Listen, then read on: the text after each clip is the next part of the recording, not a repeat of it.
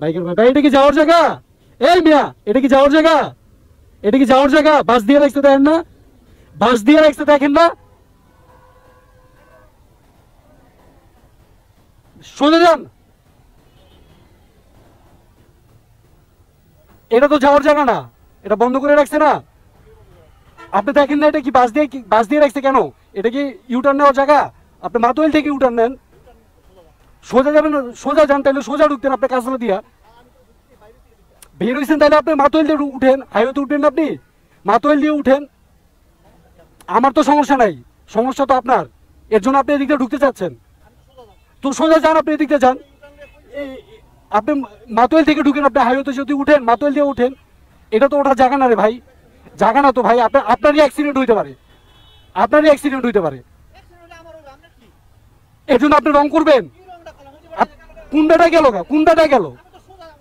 তো আপনি এদিকটা ঢুকবেন কেন? এটা তো ঢুকার জায়গা না, এটা তো ঢুকার জায়গা না রে ভাই। আপনি প্রপারলি যান। আপনারা তো আমি এমনি এমনি ডাক দিই, আপনি সোজা গেলে আপনার ডাক দিতাম। আপনি ঠিক হন তাহলে সবাই ঠিক হয়ে যাবে, আপনি ঠিক হন তাহলেই ঠিক হয়ে যাবে।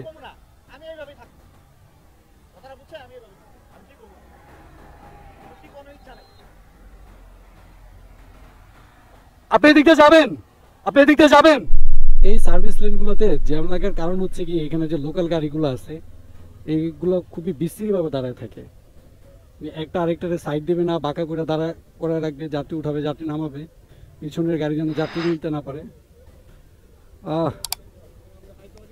ফাইসা গেলাম। তো বাস বাঁকা করে রাখবে, পেছনের গাড়ি যেন যাত্রী না নিতে পারে। এই প্রতিহিংসাগুলোর কারণে এইখানে মূলত জ্যামটা লেগে থাকে। সামনে গেলেও দেখাইতেছি আপনাদেরকে। এর জন্য এই জায়গাটা খুবই বিচ্ছিরি লাগে। আর সামনে জ্যাম লাগার কোনো রিজন নাই, জ্যামটা লাগবে কেন? মামা আমাকে একটু ডানে ঢুকতে দেন। ও যে দেখা যাচ্ছে বাস বাঁকা করে রাখছে, বাস পাস হতে দিবে না। স্ট্যান্ডটা পার হলে দেখবেন যে আমার রাস্তা ফাঁকা। আর নয়তো জ্যাম লাগার আরও একটা রিজন আছে, যেটার জন্য আজকে ভিডিওটা অন করা, সেইটাই দেখাইতেছি আপনাদেরকে। ওইটাও কারণ হতে পারে, কারণ এখানে এত বড় লম্বা জ্যাম লাগার কথা না। আজকে রাস্তায় গাড়ির প্রেশারও অত নাই, তো এত বড় জ্যাম লাগার কথা না। তো আমি যেটা প্রেডিক্ট করতেছি সামনে, ওইটাই রিজন, আর কোনো রিজন নেই।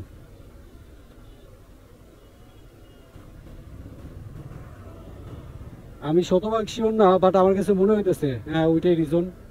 কারণ সামনের বাসগুলো দেখতেছি যে খুব সুন্দরভাবে যাচ্ছে, সোজা হয়ে আছে, সিরিয়াল ওয়াইজ সবাই আগাইতেছে। এখন এই স্ট্যান্ডটা পার হইলে আর কি শিওর হইতে পারবো যে আমি যেটা প্রেডিক্ট করতেছি, যেটার জন্য আমি ক্যামেরা অন করছি, আজকে ভিডিও করব, ক্যামেরা নিয়ে বের হওয়া, ওইটাই রিজন কিনা।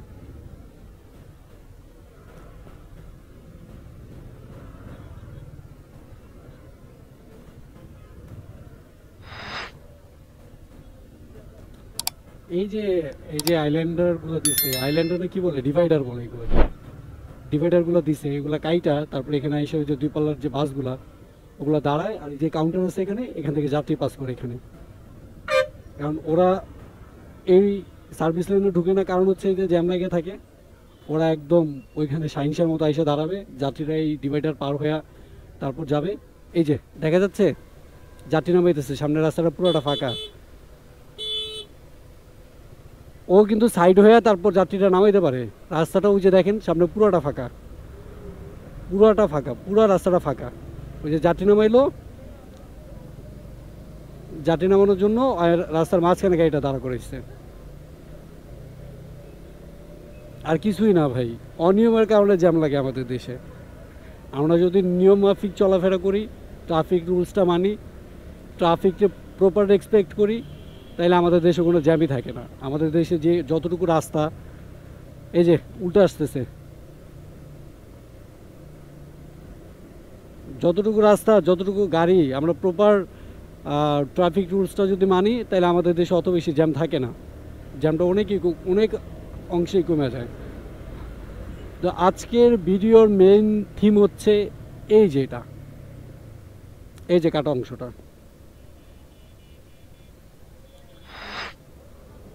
এই কাটা অংশটার জন্যই আজকে আমি ক্যামেরা নিয়ে বাসা থেকে বেরোইছি। এইটা হচ্ছে শনি একটার পরে রায়েরবাগের আগে, ওই যে রায়েরবাগ দেখা যাচ্ছে, আর এই হচ্ছে শনি একটা। এটা হচ্ছে মাঝামাঝি একটা স্পট, মাঝখানের এই দুইটা রোডই হচ্ছে হাইওয়ে রোড। এই দুইটা রোডের, এই রোডটা ডিভাইড করা হয়েছে একটাই কারণ, যেন এই রোড দিয়ে নিরবিচ্ছিন্নভাবে গাড়ি চলাচল করতে পারে, কোথাও যেন গাড়ি থামতে না হয়। এটা মেন উদ্দেশ্য হচ্ছে ডিভাইডারটা দেওয়ার এই একটাই। তো এখানে এই রাস্তাটা কাইটা গাড়ি পাস করতেছে কারা জানেন? ওই পাশে রোডে কাজ চলতেছে, এই পাশে রোডে কাজ চলতেছে। তো যারা কাজের কন্ট্রাক্টগুলো নিছে ওরা হচ্ছে তাদের ওই যে মালবাহী ট্রাক আনা নেওয়ার জন্য তারপরে এই মাঝখানে রাস্তাটা কাইটা নিচ্ছে ওদের সুবিধার জন্য।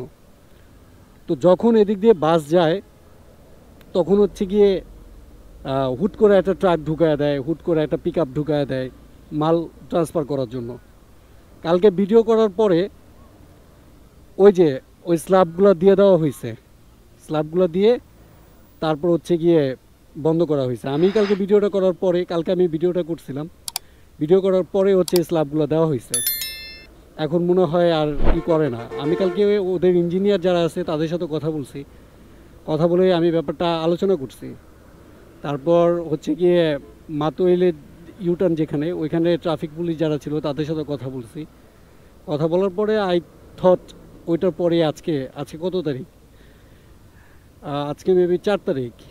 আজকে এটা বন্ধ করা হয়েছে।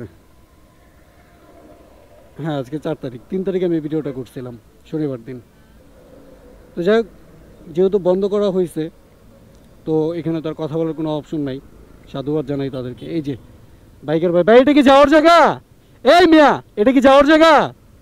এটা কি যাওয়ার জায়গা? বাস দিয়ে রাখতে দেখেন না, বাস দিয়ে রাখতে দেখেন না?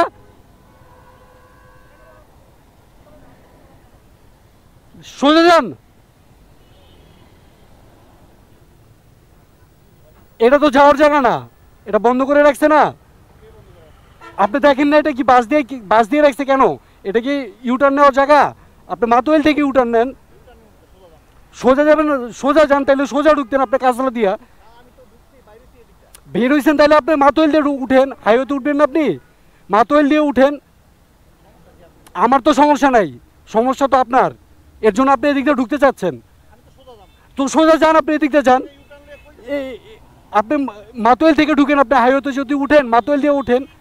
এটা তো ওঠার জায়গা না রে ভাই, জায়গা না তো ভাই। আপনারই অ্যাক্সিডেন্ট হইতে পারে, আপনারই অ্যাক্সিডেন্ট হইতে পারে। এর জন্য আপনি রং করবেন? কোনটায় গেল গা, কোনটায় গেল? তো আপনি এদিকটা ঢুকবেন কেন? এটা তো ঢুকার জায়গা না, এটা তো ঢুকার জায়গা না রে ভাই। আপনি প্রপারলি যান। আপনারা তো আমি এমনি এমনি ডাক দিই, আপনি সোজা গেলে আপনার ডাক দিতাম। আপনি ঠিক হন তাহলে সবাই ঠিক হয়ে যাবে, আপনি ঠিক হন তাহলেই ঠিক হয়ে যাবে।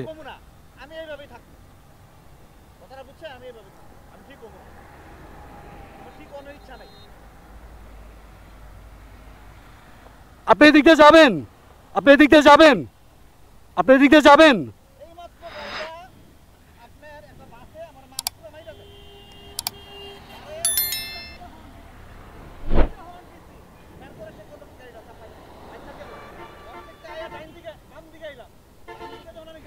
আরেকজন গু খাইলে আপনি গু খাবেন ভাই, শোনেন, আরেকজন গু খাইলে আপনি গু খাবেন, আরেকজন গু খাইলে আপনি গু খাবেন।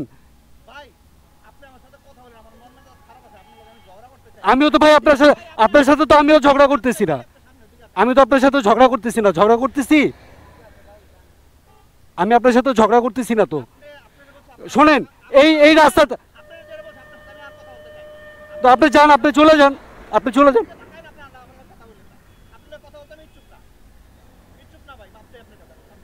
আমি এখানে দাঁড়াবো, আমি এখানে দাঁড়াবো।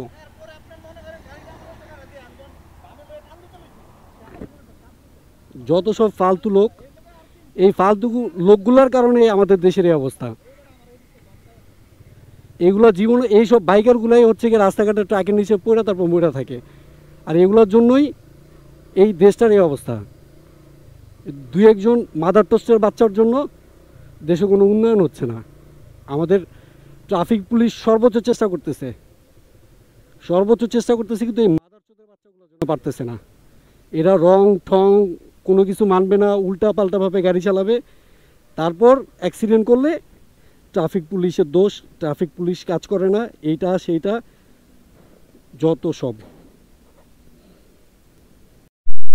আমিও তো চাইলে ওদিকটা ঢুকতে পারতাম, আমার বাসা তো ঠিক ওই যে যেখান দিয়ে কাটা ছিল তার অপোজিটেই তো আমার বাসা। আমি ওদিকটা ঢুকলে তো আমারও সুবিধা হতো। আমার এই যে 1.5 কিলোমিটার 3 কিলোমিটার রাস্তা, আমি যে বাইক চালায় যাইতেছি, আমার গাড়ির অকটেন পড়তেছে, আমার গাড়ির মোবিল নষ্ট হচ্ছে, তো আমি কেন যাইতেছি? আমার কি ঠেকা পড়ছে? আমিও তো ঢুকে যেতে পারতাম। প্রতিদিন এই যে 3 কিলোমিটার করে রাস্তা যাই আসি, আমার কি এমন ইটা পড়ছে? আমি বুঝি না, আমি কি ওনার খারাপ চাইছিলাম বা আমি কি ওনার শত্রু? উনি লিটারেলি আমার সাথে ঝগড়া করতেছিল, আমি তারা সুন্দর করে বললাম যে ভাই এদিকটা যায়েন না, রাস্তাটা আটকানো, যায়েন না। আজকে যখন আইসা দেখলাম যে ওইখানে পাথর দেওয়া, আমার জিনিসটা খুবই ভালো লাগছে যে অ্যাটলিস্ট অথরিটির সাথে কথা বলছি। আমি যে কালকে চিৎকার চেঁচামেচি আমার যতটুকু শ্রম আমি দিছি, শ্রমটা কাজে লাগছে। আমি হয়তো ভাবছিলাম যে এটা চেঞ্জ হবে না, যেভাবে আছে ওইভাবেই থাকবে, বাট না, এটা কাজে দিছে। কিন্তু এইভাবে রাস্তা কাটা ঠিক না, এইভাবে রাস্তার ডিভাইডার কাইটা হয়তোবা তারা তাদের কাজের সুবিধার্থে দ্রুত গতি করার জন্য কাজগুলা তারা এই কাজগুলো করছে। কিন্তু তারা যে কাজে করছে এটা ফায়দা তো সাধারণ মানুষ নিতে গিয়ে পরে একটা বড় ধরনের অ্যাক্সিডেন্টের সম্মুখীন হবে। সেটার দায় কি তারা নিবে? বা তারা যে রাস্তাটা কাটছে অথরিটির থেকে পারমিশন নিছে, বিআরটি থেকে পারমিশন নিছে? আমার মনে হয় না তারা পারমিশন নিছে। পারমিশন নিলে তারা এই কাজটা করতো না। আর বিআরটিও আমার মনে হয় না এই পারমিশন তাদেরকে দিত। তারা রোডের কন্ট্রাক্ট নিচ্ছে, তারা কিভাবে কাজ করবে তাদের তো কন্ট্রাক্ট দেওয়া হয়েছে, তাদেরকে পে করতেছে সরকার। এখন তোমার যদি 2 কিলোমিটার ঘুরে আসা লাগে, তুমি আসবা, সমস্যা কি? তোমার এই সরকার পে করতেছে না? বা তুমি যদি 2 কিলোমিটার জায়গায় যদি 200 মিটার ঘুরে আসো, সেই টাকায় কি তুমি সরকারকে দিবা? তা তো দিবা না। তুমি তো মোটা অঙ্কের টাকা চার্জ করে সরকার থেকে টেন্ডার পাস করায় নিয়ে নিতেছো, তাইলে তোমার খরচ করতে কি প্রবলেম? যেমন এই যে মাতুয়েলের পরে সামনে এই যে এদিকে রাস্তাটা করার সময় সামনে রাস্তাটা কাটছিল, সামনে রাস্তাটা কাইটা ওরা এভাবে শর্টকাটে ইউটার্ন দিত বা রাস্তার এই পাশ থেকে ওই পাশে যেত, মাল আনা নেওয়ার কাজগুলো শর্টকাটে করে ফেলতো। মোটোকপ যখন ভিডিওটা করলো তখন এরকমই একদিনের মধ্যে আবার এটা বন্ধ করে দেওয়া হইল। তো আলটিমেটলি এই জিনিসটা কিন্তু বন্ধ করা হয়েছে, গাড়ি যাইতে পারতেছে না, কিন্তু যে কোনো সময় গাড়ি চাইলে যাইতে পারবে। এই জিনিসটা কিন্তু পার্মানেন্টলি কোনো সলিউশন দেওয়া হয়নি এখন পর্যন্ত। জাস্ট ইটা দিয়ে রাখছে, মানুষ ওই ইটা ক্রস করতে পারতেছে না। বাট এইটা তো সিস্টেম না। এই যে রাস্তাটার সৌন্দর্যটাই নষ্ট হয়ে গেছে, এটা কেন হবে? তাদেরকে উচিত চার্জ করা, মোটা অঙ্কে চার্জ করা বিআরটিএ থেকে, যে তোমরা রাস্তা এরকম ক্ষতি করছো, এটার জন্য তোমাদের এত টাকা ফাইন করা হইলো। তো মোটা অঙ্কের টাকা একটা চার্জ করলে হবে কি, ওরা নেক্সট টাইম আর এই ধরনের কাজ করার চিন্তাভাবনা করবে না, আর করার আগেও 10 বার ভাইবা নিবে। আজকের ভিডিওটা এই পর্যন্তই।